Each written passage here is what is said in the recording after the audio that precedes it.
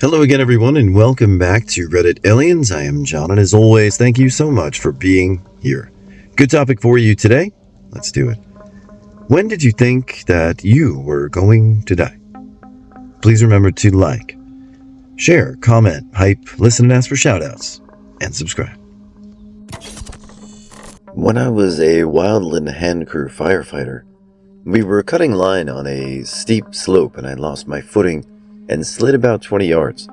By the grace of God, I stopped right before a solid 100-foot drop, nearly straight down. Had I gone down, I probably could have died. When I was sliding, I was thinking how I wasn't going to be able to say bye to my fiancé or family. I was working alone at a bank, eating a hoagie in between customers in the drive-thru. The drive-thru was the only thing open. Building was locked, no customers or other employees inside.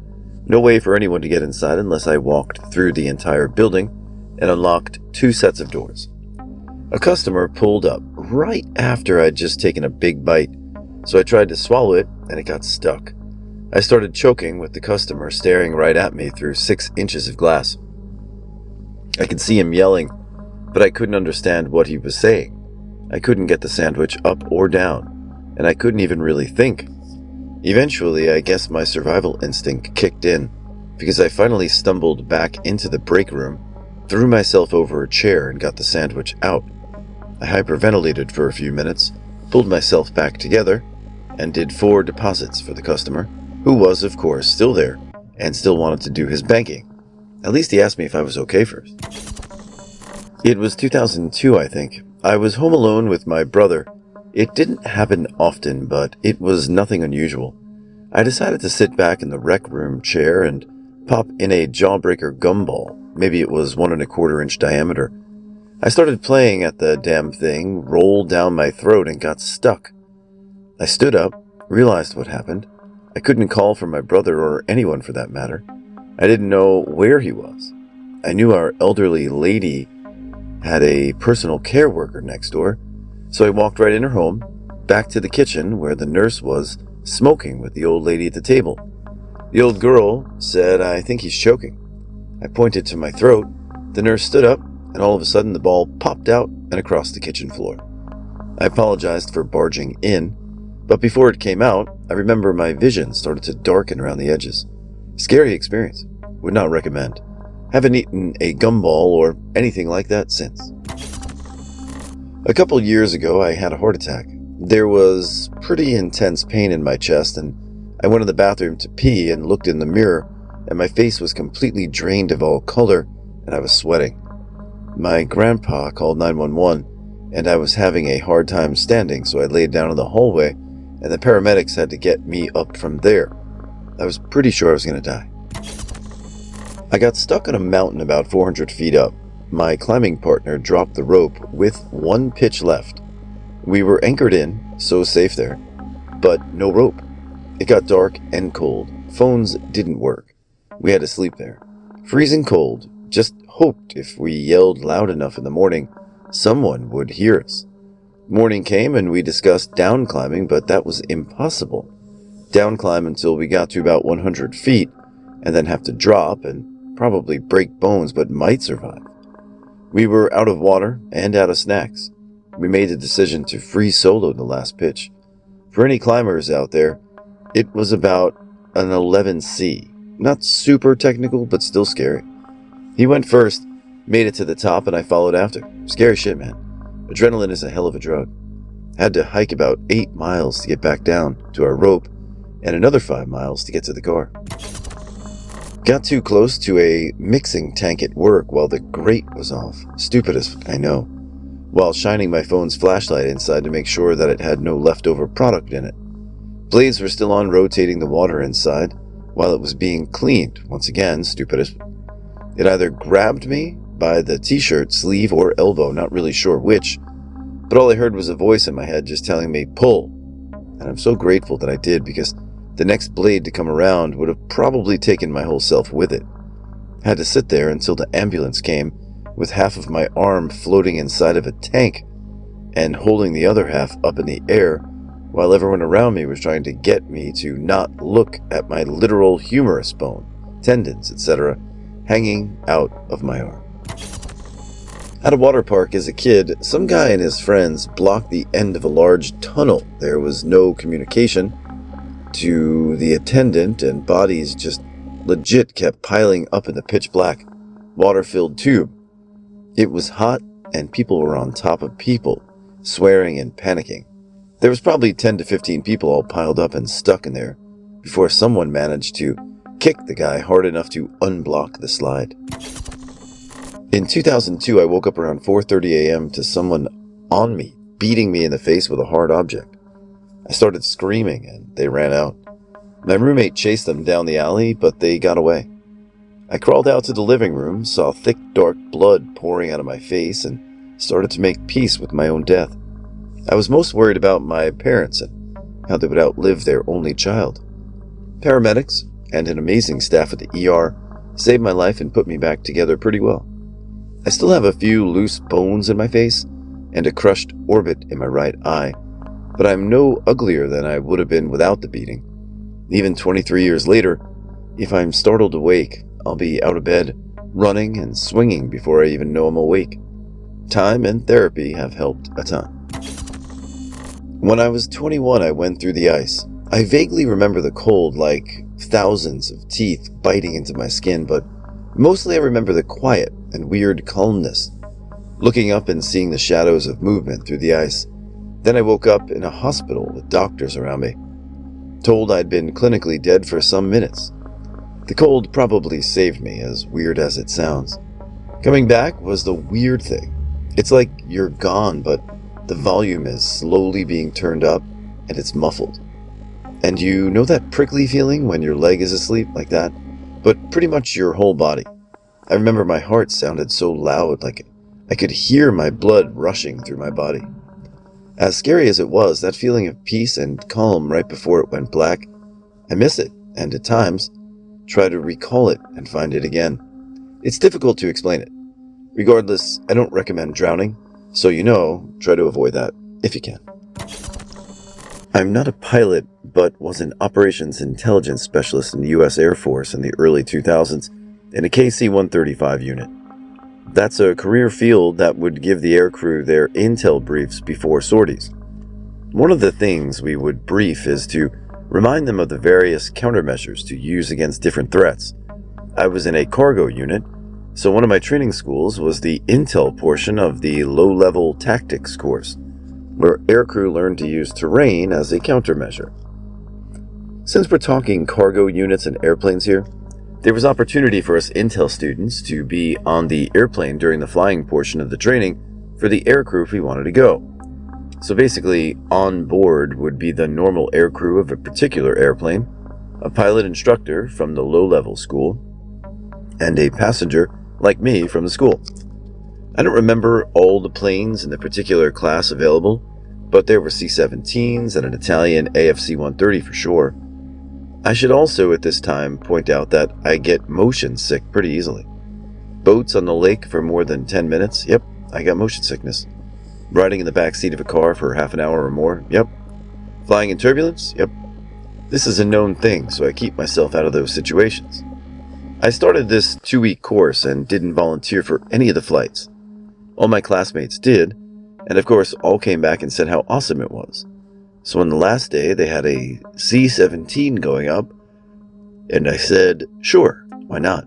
How often can a person say they've been flying through the Arizona mountains low level on a C-17? So I went for it.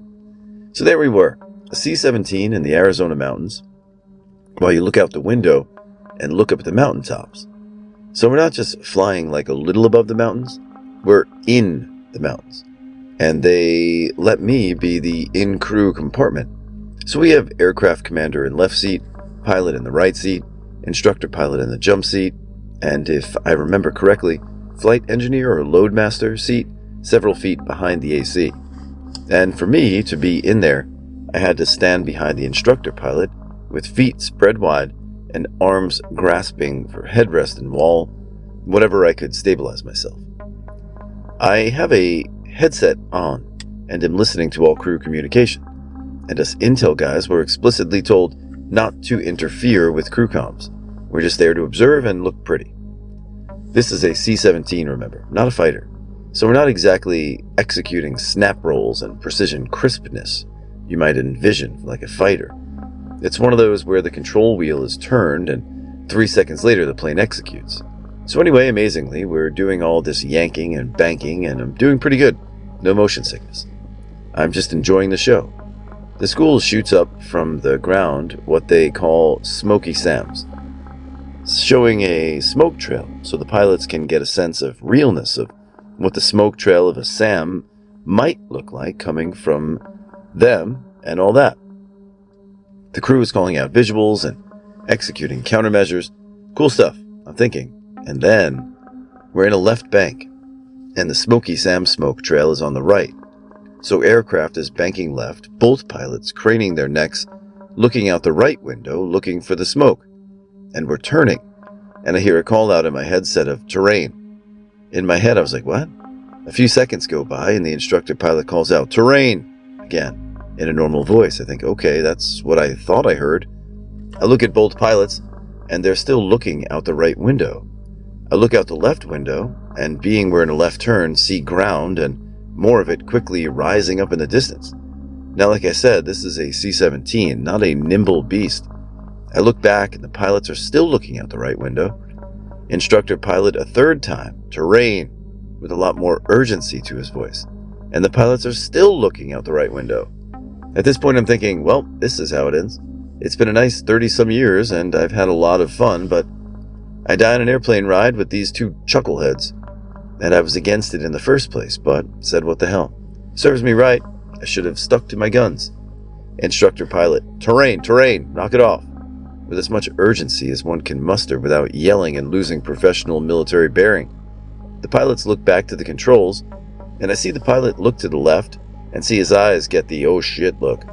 They pull out of it with, I would guesstimate, 5 seconds to spare, which I guess in a C-17 time is eons, so all is good.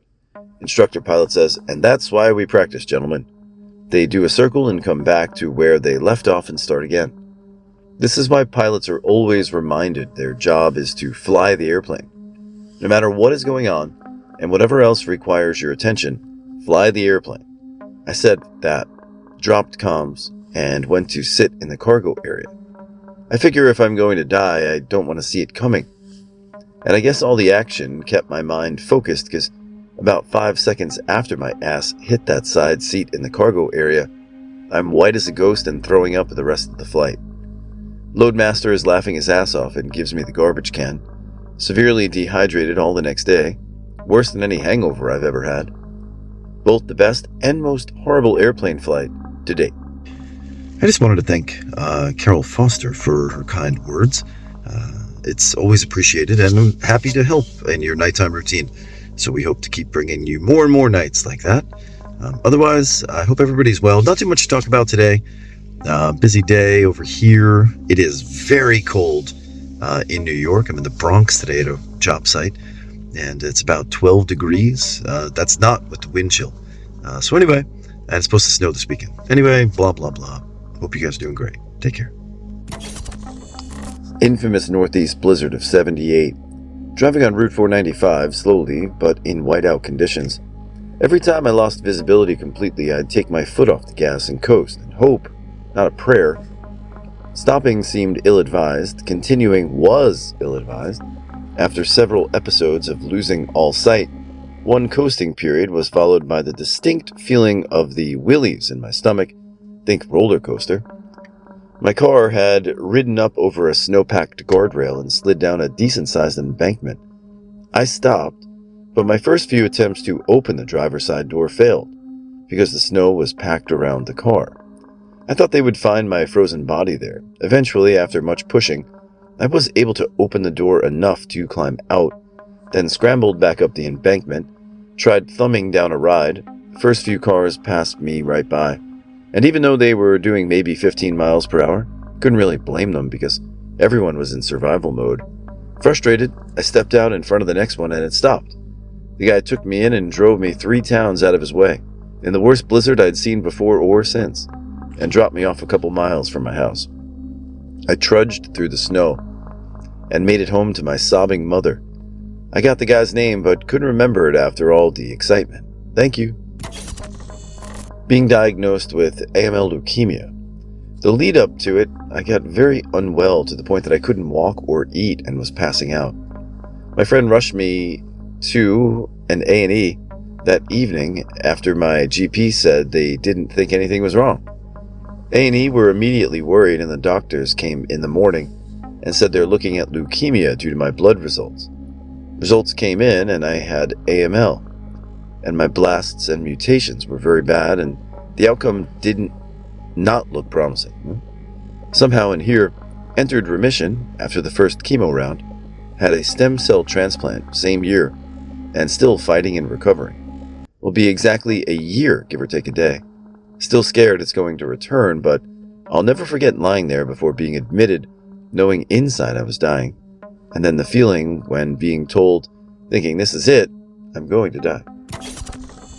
Seeing headliner Paul McCartney in the pit in front of the stage at a festival after being in the hot desert sun all day, plus too much booze and weed, not enough water or actual food. As soon as he came on, there was a massive rush to the stage. I thought I was going to pass out and be crushed or trampled to death. Paul himself was great, but I never want to experience that again. Ooh, I got a good one for this. It was after I consumed an edible. At first I took a piece and felt nothing. 3 days later I had 3 pieces. As I figured at worst I'd be fried on the couch or something. After 20 minutes, my eyes were entirely bloodshot, like no white at all in my eyes. Told the wife, I don't feel good, I'm going to go lay down. As I kept seeing myself in the third person. I was on the couch and kept convulsing, losing consciousness. I mean like every 3 seconds. I finally felt like I was going to vomit. I sat up, told her, call 911, I'm going to die. Blacked out, woke up upstairs throwing up and kept passing out, throwing up, convulsing. Then my chest hurt so fucking bad. The temperature in my chest was incredibly high and it hurt so bad as it burned. After 20 minutes of all of this happening, the paramedics came in. They chuckled when the wife told them it was an edible. Then they took my blood pressure. Well, after peaking, they tried 3 times to get a reading. The third time I hit 220 over 90. Ooh. I'm pretty sure I had a heart attack. I somehow lived. 1998, Lake Burton. Crazy mountain girl I'm crushing on and I are riding around in the new boat. She looks up at a bridge and says, let's go jump off that bridge. I look up with as much bravado as I can muster and say, sure. On the climb up to the bridge, she assures me she's done it before, and it's perfectly safe. This is a 2-lane road without a proper barrier. It's maybe 2 to 3 inches wide. As soon as we get to the middle, off she goes, so off I go. The bridge was probably 60 feet above the water. When you jump from that height at first, everything is quiet and peaceful. After about 1 second, you hear the wind passing by your face start to crescendo to a howling scream. You have enough time to wonder if you're going to die, then change your mind to be resolved to die. I point my feet and hit the water like concrete. My bathing suit is so far up my colon I shat nylon threads. The reward was as I surfaced and didn't die, her bikini had exploded. The scenery was a visual that a college boy could certainly hold on to for years. While our relationship never quite blossomed, my eyes had seen a beautiful sight under the clearish Georgia lake water. I lived to never do anything that foolish, ever again.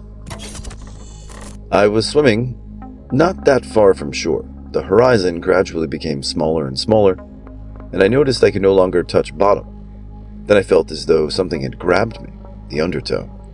At this point, I was swallowing ocean water enough to burp it up afterwards.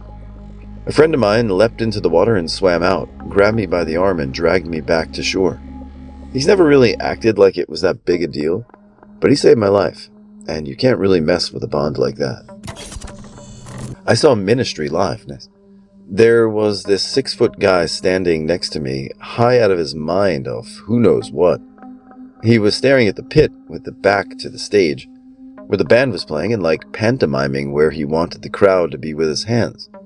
I was against the barricade, vibing out to the music, and suddenly he grabbed my arm and pulled me up to him and yelled, "Stop moving!"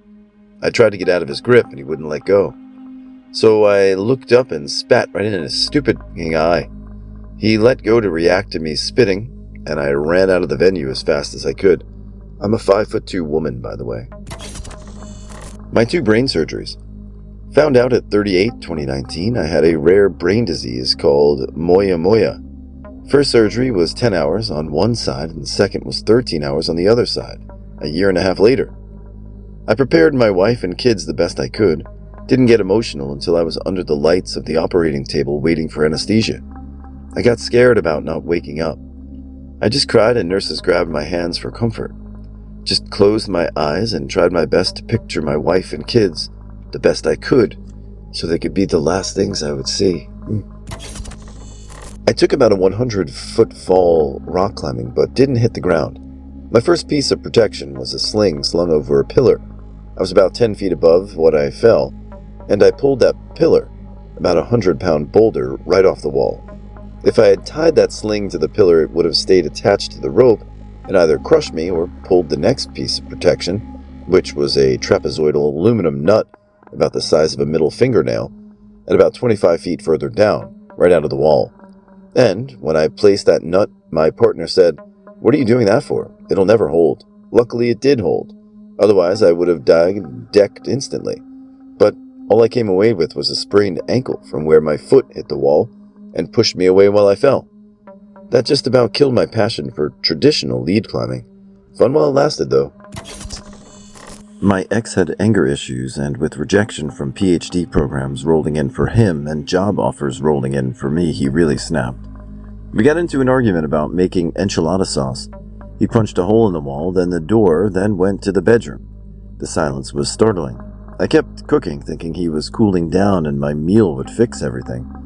When I finished, I walked to the bedroom, and he was cleaning his gun. He looked up at me, smirked, and said I'd better learn my place. He pointed the gun at me, then went back to cleaning. I quietly grabbed my cat into my backpack and ran out the door. He chased after me, and I just went, "Oh no, my cat could die." I was worthless, as his brainwashing worked well. I just knew he would shoot her and me. He stopped chasing. I slept in the clubhouse. It took me another few weeks to escape. I did escape, though. I'm happy, married to a great man, still have my same old lady cat, and have a kick-ass job. Was in the Peace Corps many years ago. One day, had a normal morning like always, ate eggs like I always did, drank filtered water like usual, coffee like usual. Same old routine I'd had for months. Took the shuttle to where me and my cohort were meeting for lesson planning that day and felt off, like I couldn't focus or think, just a cloudiness. Went to get some water and walk around for a bit, and my legs just felt weak. Went over to our doctor on site, and she gave me some electrolytes and had me relax. I was profusely sweating shortly thereafter and shaking like I had seen a ghost. I couldn't stop chattering and felt uncomfortable. She took my temperature, and it was somewhere around 102 and a heart rate in the 120s.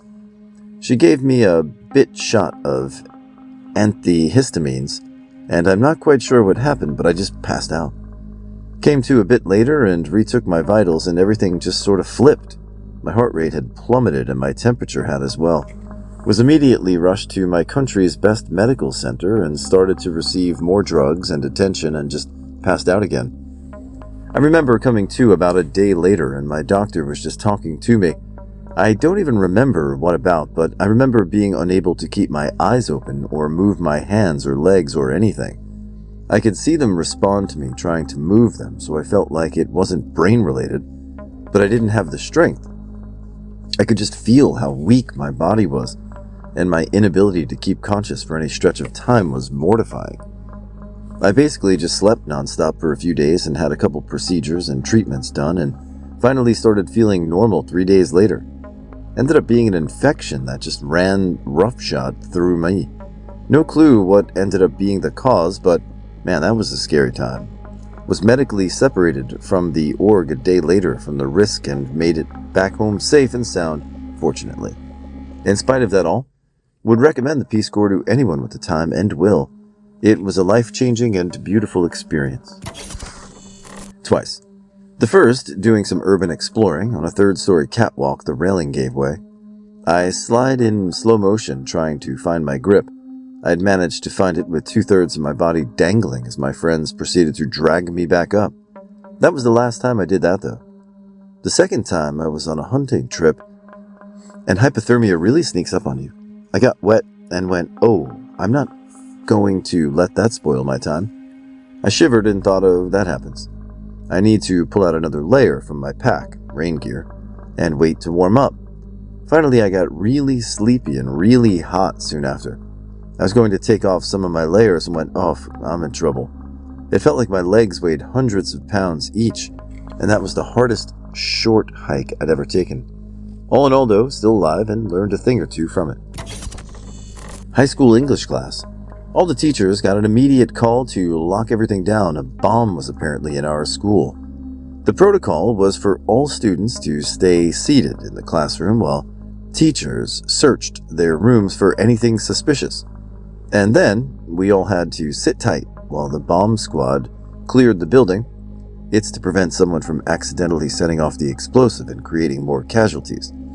Say if the explosive was at the front door of the whole school was rushing out, we'd all be dead. Instead, we were waiting to see which individual class was going to get the full force. It took 2 hours, but eventually we got cleared to leave. The caller was another high school student who was just looking to get out of a test he hadn't studied for. Many times, but the last time I was riding my motorcycle in the middle of nowhere, Texas. There was a car in front of me, and we could see for about a mile. A 24-foot box truck was coming at us from the other direction and swerved completely into our lane. The car in front of me swerved off the road, and I slammed on my brakes and got as far over as I could and thought, if he doesn't look up, there is nowhere for me to go. Even if I go off-road, I'm done. He looked up at the last second, and we all continued on our way. When I was 8, we were visiting my grandpa in Washington. We went on a ride up the mountain on dirt bikes and four-wheelers. I was on one of the four-wheelers behind my mom. Grandpa taught my mom how to drive the four-wheeler that day. Halfway up, my mom feels like she's getting too close to the edge of the trail and tries to move us away. Except, everyone forgot to tell her how to lean. She got us stopped with maybe an inch or two of going over the edge. There was no rail, just the edge of a cliff. Several hundred feet down into the trees, my grandpa's twin brother carefully lifted me off the back and handed me off to his wife. Then, my stepdad, grandpa, and grandpa's brother just pulled the four-wheeler with mom still on it away from the edge. It took a bit before mom was ready to go again. She had to stop shaking first. I rode behind grandpa's brother the rest of the day, though later that day he flipped us off the back later that day. Fortunately, it didn't come all the way over and land on us. A couple days later, I tried to drown in the river. Adults were climbing up on the top of the rocks and jumping into the water. I was in the water not far from the bank. None of the adults were very close to me. I had been jumping around on rocks to keep my head above the water. I slipped off one and couldn't touch the bottom. I also couldn't swim. I remember hearing my mom and aunt screaming for someone to get me. Mostly I remember struggling to come back up and the feeling of being pulled by the river's current. Then my stepdad reached me and pulled me out, coughing and vomiting river water and then crying. I never did learn to swim. I sat down on an empty subway car toward the end of the car at the end of the line. It was early on a Sunday morning and the train was completely empty. Then I saw a very mentally ill person in the next car yelling and hitting the poles with a pipe while coming toward my car fast. I didn't have time to get out before he would get to me. I thought standing up would provoke him. I froze as he came through the door between the cars. I knew that I was about to get hit by that pipe. I knew I was about to die. He went right past me, still yelling and hitting the poles. There was a dent in the pole next to my seat. I should explain, I'm a native New Yorker. I am not one of those people screaming about how dangerous the city is and scared of the subway. I remember when the city was scary and dangerous. This was something that happened once in a million times I've been on the subway. Hawaii, 2018. My husband and I went to Maui for our baby moon. This is when someone accidentally sent out the alert to everyone that there was an incoming ballistic missile inbound for Hawaii and for all of us to seek immediate shelter. We were on the beach at the resort and people started screaming. We thought there was an active shooter at first and looked at our phones. All the resort employees were like, bye. We walked toward the hotel and everyone was being ushered into a huge convention room. We looked at each other and decided we didn't want to die like that and went back to our empty beach while refreshing our phones, looking for an update and calling loved ones. 38 minutes and 13 seconds later, we got another emergency alert saying it was a false alarm. Flipped a three-wheeler when I was a teenager, destroyed my leg but had my helmet, still hit pretty hard, knocked me out instantly, and woke up for a few seconds to see people running toward me, and I was really fighting to stay away from them, and then I just couldn't. Thought that was that. Luckily, however, if you want to see it, I just rattled my brain a bit and got a concussion. All in all, nothing crazy. I broke my foot, severe sprain in the ankle and broken leg. Definitely not as crazy as everyone else, but in that moment, I thought I was cooked. Aside from that, the only other I feel like mentioning is when I got caught in a current at the beach. Couldn't make it to shore. Was exhausted from trying. So I decided to bear hug the bottom of a pier, but the barnacles were like razors and were grating me. And when it got to be too much, I let go, and luckily the same current eventually got me to shore. But the old men at the top were yelling at me because I had apparently drifted into their fishing zone. So I was battling drowning, heavily bleeding, exhausted, and was getting yelled at. I think I was 11 at the time and haven't been to the beach since. I got crossfaded once, drank tons of booze and smoked half a joint, and then I went outside to lay down on the pavement to look up at the stars. Suddenly I lost all feeling in my body and started spasming and convulsing. The back of my head repeatedly kept banging into the concrete with no control of my limbs. Then the stars suddenly started to look brighter and brighter as if the sky was falling down. I honestly thought I was starting to see the light. After my limbs and head stopped twitching and spasming, I couldn't even be able to walk back inside my home, even though it was literally 5 meters away. It took almost an hour for me to regain control of my muscles. I couldn't even crawl to the front door, no matter how hard I tried. Went halibut fishing in Alaska. Most of the boats wouldn't go out on the choppy-ass water, but my dad had already paid for the expedition weeks in advance, so he convinced the guy to go. We went out in this small motorboat, and the wind starts blowing. Water gets super choppy. The boat starts getting thrown around. The water is steel gray and super cold, and the nearest islet is a good 3,000 feet away. The captain wasn't saying a word, just his hands glued to the wheel and the accelerator, which he just had to keep nudging up and down so we didn't get too much speed and capsize. I 100% thought I was going to die.